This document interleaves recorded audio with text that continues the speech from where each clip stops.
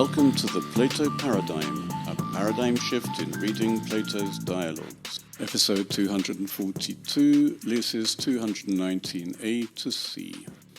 Menexenus and Socrates are discussing yet again the case of the sick man and the physician. The argument so far this time is that the body is neither good nor bad, but because of the bad in it, the disease, which apparently hasn't yet made the whole body diseased, that was the point of the previous argument, but not this time. So the body, which is neutral, neither good nor bad, having the bad thing in it, which is the disease, because of the disease, is a friend of the medical art, wtih. And what wasn't said last time in the previous argument is that health is a good thing, and actually the body doesn't simply want to remove the bad thing, which is what the previous argument had argued, but actually wants health. In other words, the body wants to replace the bad thing with the good thing. Now, even more than that, Socrates is suggesting that the medical art has taken up friendship because of health. In other words, the body wants to be a friend of the medical art. The medical art is prepared to reciprocate because of the health involved, not because of the body. And why should the medical art take up the friendship?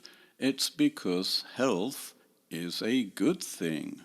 Menexenus agrees that it's a good thing, so that's what we have. It is logical, since disease has been agreed to be a bad thing, health should be the good thing.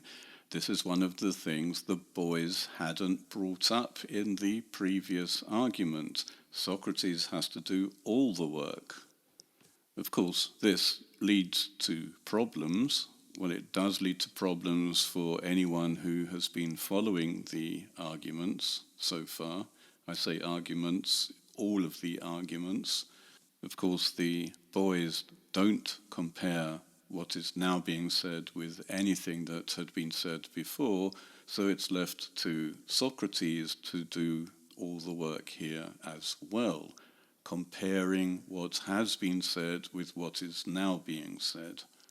First, he makes a critical observation. Philon de ei uphilon, hei hugiea. Philon, hei denosos echthron, panuge. A friendly thing or a not friendly thing? Health, friendly. And disease is hostile? Absolutely. The assumption here is that anything good is friendly and anything bad is hostile.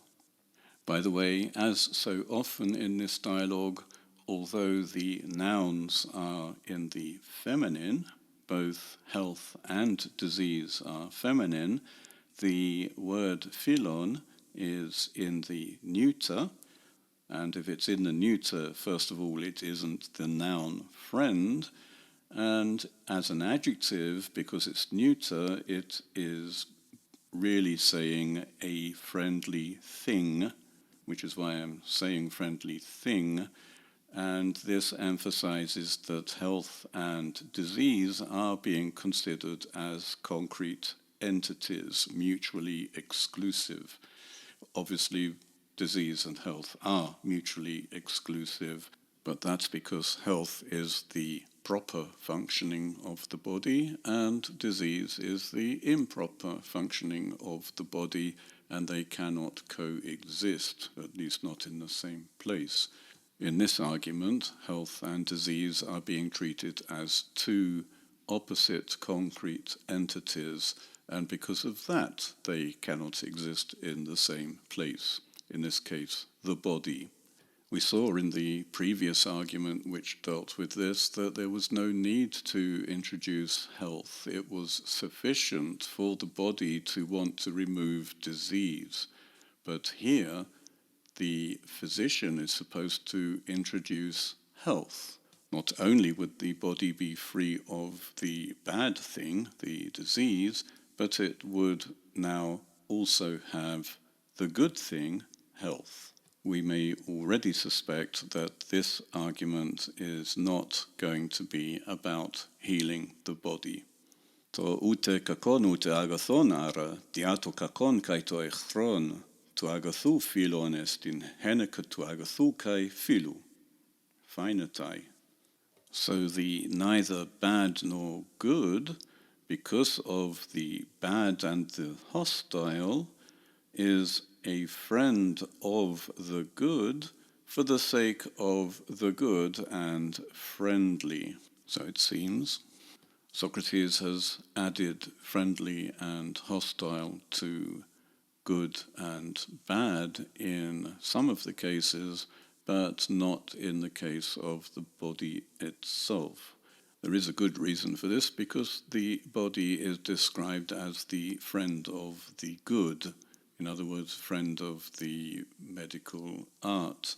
And the friend is surely not able to be also the neither hostile nor friendly. If it isn't friendly, it can't be a friend, according to basic logic. The word is philos in both cases. Disease is now the bad and the hostile, and health is good and friendly, and for some reason the body is the friend of the good on its own, not the good and the friendly, which I presume still refers to the medical art. Heneke ara tu philu, to philon philon, diato echthron. Eoiken. John Burnett, in the Oxford edition of 1903, has decided to supplement this sentence with yet another of the friend, making the sentence say, for the sake of the friend the friend is friendly because of the hostile. The problem is that Burnett is looking forwards. He knows what's coming, and according to the logic of the argument that's coming, we should have another of the friend, but we don't. Socrates has deliberately not said that the body is a friend of the good and the friendly, but only of the good, which is health. So this last sentence is saying that the body is friendly because of the hostile, which is the disease, and the body is the friend of the medical art, not of health. And Menexenus says, so it seems, as if he understands what Socrates is saying. Socrates may have hoped that Menexenus would think for himself a bit and begin to object, but he also must have expected that he wouldn't react, because he can now carry on developing this argument. Ein endigo epede and haltha hecomen opaides, proschomen ton nun me exaptethomen. Well, then, I said, since we have come here, O boys, let us pay attention lest we have been deceived. Socrates yet again has to tell the boys what they should have done already. Hotimen gar philon tu philu to philon geonen, ochairen, kai tu homoiuge to homoion philon gignetai, hofamen adunaton enai.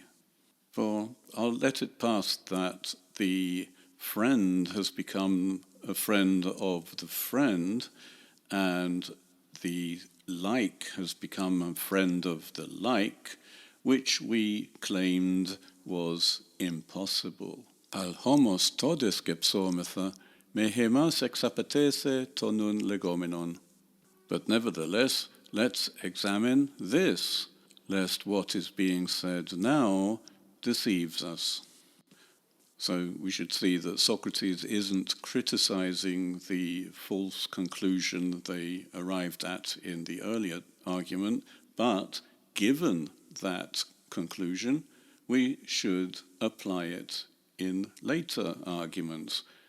The boys should have noticed that they are now saying that the friend is the friend of the friend, which is impossible according to the earlier argument.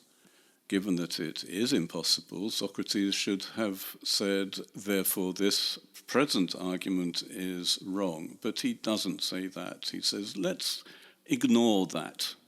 Let's ignore the fact that this argument is already impossible and look at it for other problems. This is actually a useful dialectic technique to look for more than one error in an argument, because sometimes that leads to a completely new insight, which may be different from the present argument and the previous argument.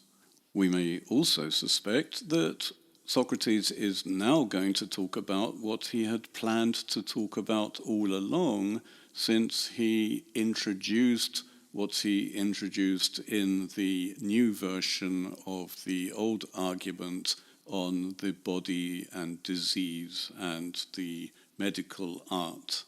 Heatrike famen heneketes hugieas philon. Nay. The medical art, we claim, for the sake of health, is something friendly. Yes. Uk un kai he hugieia philon panuge. So health is something friendly? Absolutely. In fact, it has already been established a few lines earlier that health is something friendly, but in the final gobbledygook sentence, it wasn't friendly, it was simply good. But now we're back to saying it's friendly.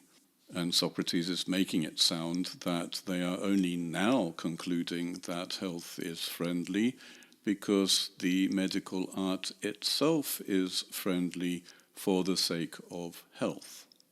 I should emphasize once again that friendly here is the adjective philon, which is the neuter form of philos. It is something friendly. In the present case, the medical art and its subject matter, health, are treated as friends. I wonder what Hippothalus makes of all this.